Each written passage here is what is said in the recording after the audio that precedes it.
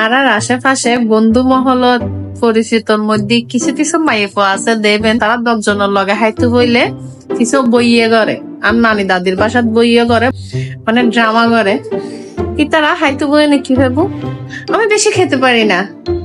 আমি এত খাই না। তারপর আবার হানা হদিন লইলে প্লেটের মধ্যে আদান খাই আদান রায় দিব, আমি খাই না তো, আমি তেমন খাই না তো, তুমি নক তুমি কি বাতাসায় টাকা দেনে, তুমি বাতাসায় টাকা দেনে। এই মেয়ে গুণ পরবর্তীতে কি দিব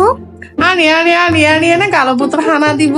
কিংবা গরত তাইলে ফাঁক গরত যায় কেউ না দেখাবান গালোর মধ্যে একখান দুইজন টুসে টুসে খাইব।